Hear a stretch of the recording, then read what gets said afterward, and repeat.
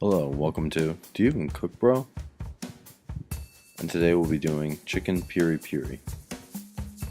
Take your chicken out of the fridge and throw some oil on it, as well as salt and pepper.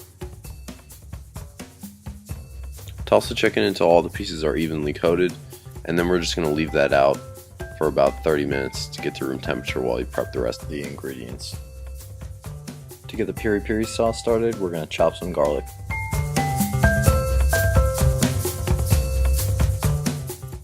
Next, grab an onion and give that a fine dice. Go grab some gloves and chop habanero in half. We're going to save the top half for later, but just go ahead and cut the bottom part into rough pieces. Next, we're going to grab a red hot chili pepper and also just give that a rough chop.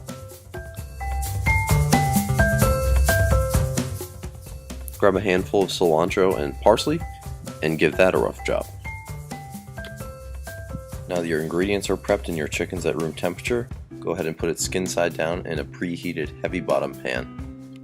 Don't forget to wiggle your meat to keep it from sticking to the pan as well. Those are going to go for about 3 or 4 minutes until golden brown, like this perfect specimen, and then just give them a flip.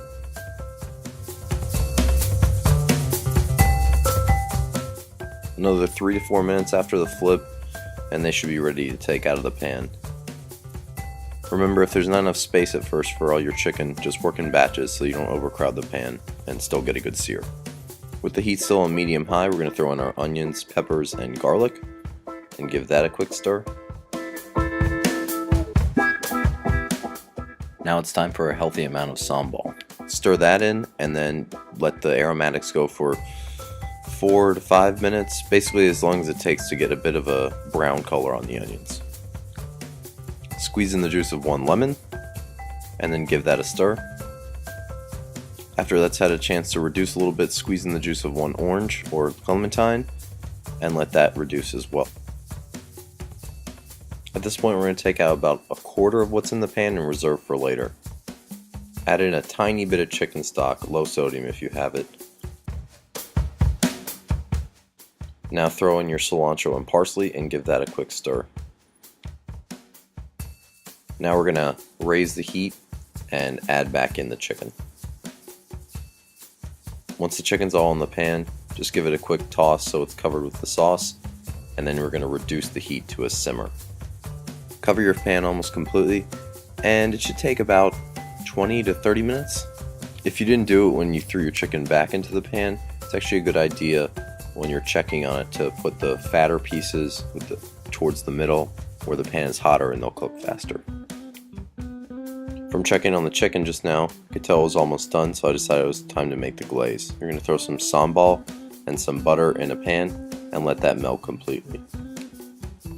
Then add the reserved aromatics from earlier and give that a quick stir. Sugar is optional at this point, but I think the sweetness provides a nice foil against the insanely spicy piri piri sauce, so I added about at least a teaspoon, maybe a teaspoon and a half. Let that cook for a second and then give it a taste. If it's still too spicy, add a little bit of sugar. If it needs salt, go ahead and add it. Now that you've tasted and adjusted for seasoning, we're going to strain the glaze.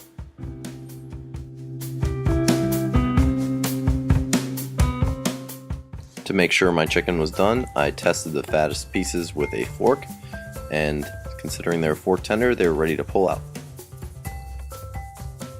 Now that the chicken is out, we're going to raise the heat to reduce the piri piri or hot sauce. In the meantime, add your glaze to your chicken and give those a toss.